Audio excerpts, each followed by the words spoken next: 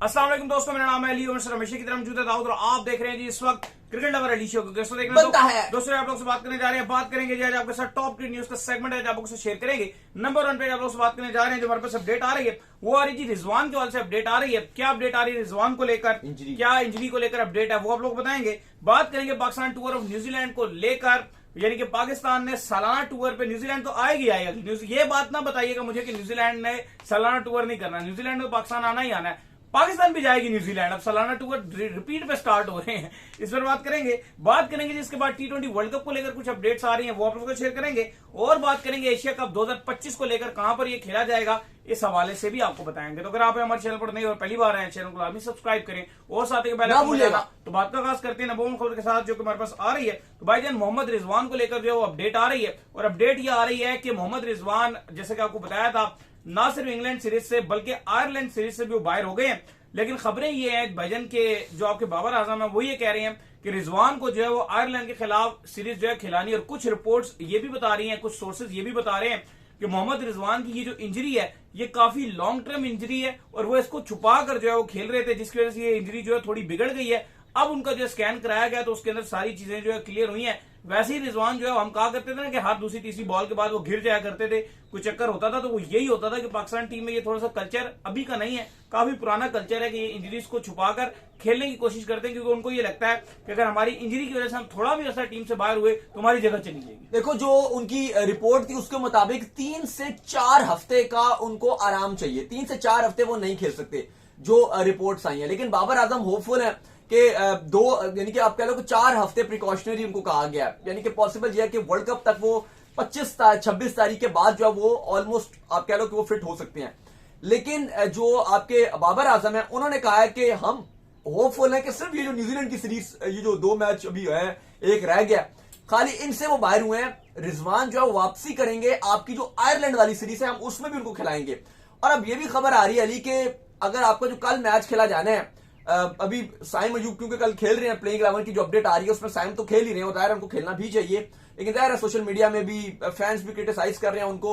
ठीक है, परफॉर्मेंस उनकी जाहिर है लास्ट 10 मैचेस में डाउन है, लेकिन जो टीम मैनेजमेंट है, बिलखसूस कप्तान जो है आपके बाबर आजम, क्योंकि साइम को जो है वो सिलेक्शन कमेटी की तरफ से थोड़ा सा आप कह लो कि पुश काफी मिला हुआ था, लेकिन कप्तान बाबर आजम इतने उनसे खुश नहीं थे, वो चाहते थे कि रिजवान को वापस लाया जाए।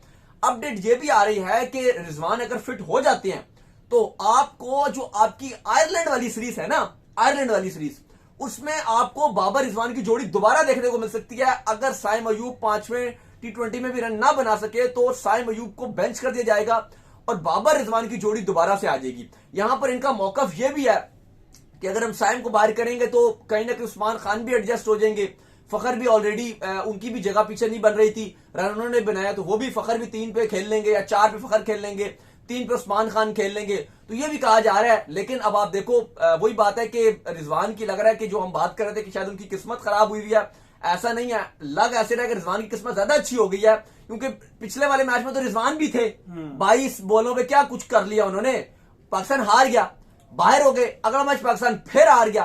तो जो रिजवान है आप वो कह लो कि वो सिंपैथी वोट कहीं ना कहीं उन्होंने ले लिया, और उनकी जहां एक टाइम पे लग रहा था कि उनको 3 नंबर भी नहीं मिल रहा, उनको 4 पे भेजा जा रहा है, अब ऐसे लग रहा है कि उनके लिए राहें हमवार होने जा रही हैं। और पॉसिबल यही है कि अगर डिपेंड करेगा साइम अयूब के फेलियर पे, और अगर साइम अयूब को फेलियर आता है तो रिजवान को दोबारा से बाबर के साथ ओपनिंग जोड़ी मिल जाएगी और वर्ल्ड कप में वो ओपनिंग ही फिर करेंगे। ये सारा कसूर जो आप होगा ना, मेन चीज ये आपके साइम अयूब का कसूर होगा, क्योंकि पाकिस्तान के जो रियल फैंस हैं और आप कह लें कि जो एक आप T20 क्रिकेट को सही तरीके से पसंद करते हैं, उन सबका ये मानना है कि ओपनिंग जोड़ी आपकी एग्रेसिव होनी चाहिए, नेक्स्ट लेवल होनी चाहिए। अब आप जो बात करो, मैं थोड़ा सा इसको आगे लेकर जाना चाहूंगा। मेरा आपसे एक बात है, चलो साइम अयूब अगर फेल होते हैं, वैसे तो मेरी दुआ ये कि साइम अयूब रन बना दे अगले मैच में, और मैं चाहता हूं साइम अयूब को देखना, ठीक है वो रन नहीं बना रहा, बड़ा ये अनफॉर्चुनेट है, लेकिन अगर आपने रिप्लेस करना ही है उसको, मेरा आपसे सवाल यह है कि क्यों रिजवानी और बाबर की दोबारा जोड़ी से कर दें। बिल्कुल, आपने T20 में 11 देखें, एक सेकंड आए ना रुके,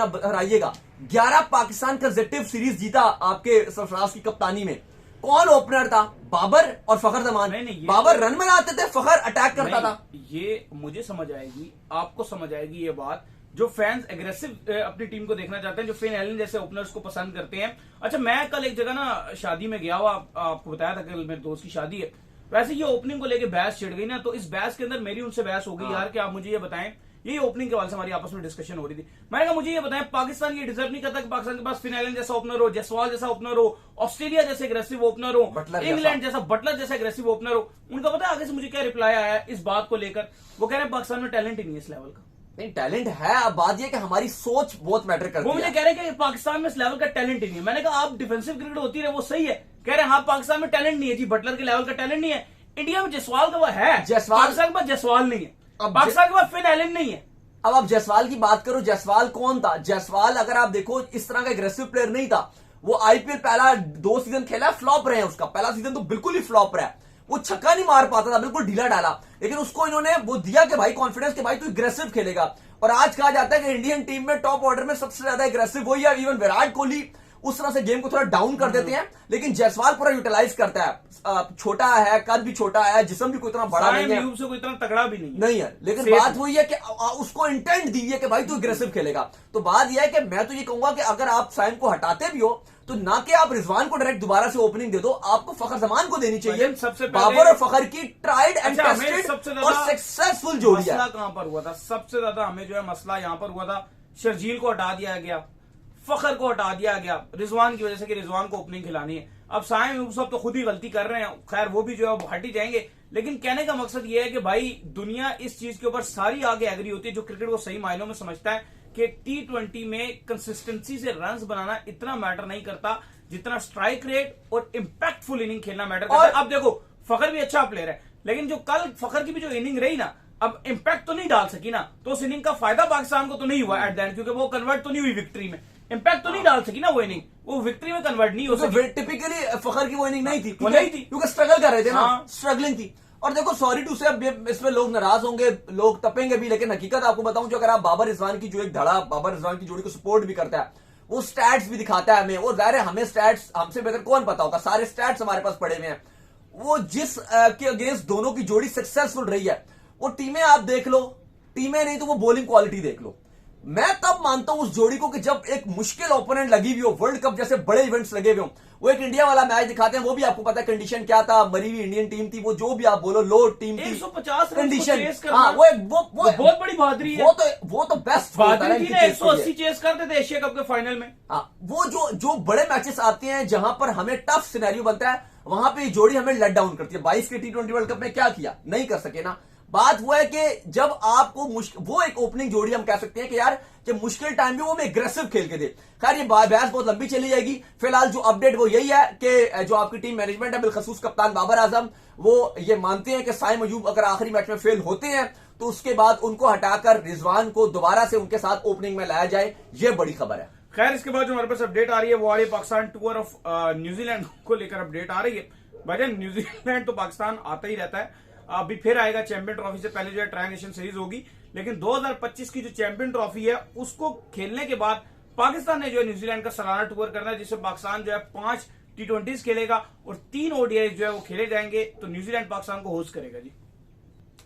देखिए बिल्कुल आज पीसीबी की जो आपके CEO सलमान नसीर हैं, रहन वाला जो है, उनकी मुलाकात भी हुई थी, जो न्यूजीलैंड के चीफ एग्जीक्यूटिव हैं, और इस सीरीज को हतमी शक्ल दे दी गई है। पाकिस्तान न्यूजीलैंड का टूर करेगा अप्रैल में, ठीक चैंपियंस ट्रॉफी के बाद, और अब 5 T20s और 3 ODIs पे लॉक कर दिया गया। न्यूजीलैंड आएगा सालाना दौरे पर, लेकिन अब न्यूजीलैंड ट्राई नेशन सीरीज खेलेगा, थोड़ा सा पहले आ जाएगा। आप कह लो कि जनवरी में आ जाएगा, हमेशा वो अप्रैल में आता है, अब न्यूजीलैंड जनवरी में आएगा। वहां पर आकर पहले ट्राई नेशन सीरीज खेलेगा, पाकिस्तान न्यूजीलैंड और साउथ अफ्रीका खेलेंगे, वो खत्म होगी। साउथ अफ्रीका के वो खत्म होगी, आपकी चैंपियंस ट्रॉफी शुरू हो जाएगी।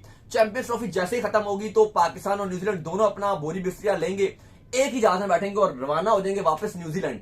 और न्यूजीलैंड में जाके फिर लंबा दौरा होगा पाकिस्तान का, जिसमें 5 T20s और 3 ODIs होंगे। आज जो न्यूजीलैंड के चीफ एग्जीक्यूटिव हैं, इवन आपके जो मोहसिन नकवी साहब हैं, पीसीबी चेयरमैन, उन्होंने भी कहा है कि पाकिस्तान की जो FTP वाली सीरीज है उनको हतमी शक्ल दी जाए। और उन्होंने भी अपडेट सलमान नसीर को भी ये इंडिकेट किया है कि जो पाकिस्तान की फ्यूचर FTP वाली सीरीज है उन पर मोहर लगाई जाए। पाकिस्तान वेस्ट इंडीज की भी जैसे टेस्ट सीरीज है, वेस्ट इंडीज से पाकिस्तान आना है।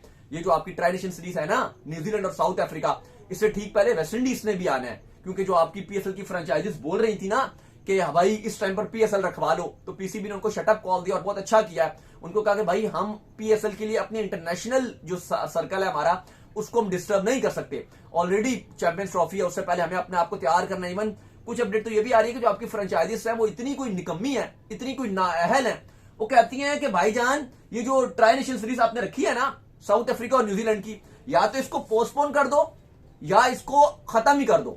मतलब कह रहे हैं जी कि इस टाइम पीएसएल होना चाहिए क्योंकि हमारा बहुत बड़ा ब्रांड है, आप ट्राई नेशन सीरीज खत्म कर दो। भाई मेरा तो सवाल आपसे ये है कि आपने इस ब्रांड की आत्मा रोल के रख दी।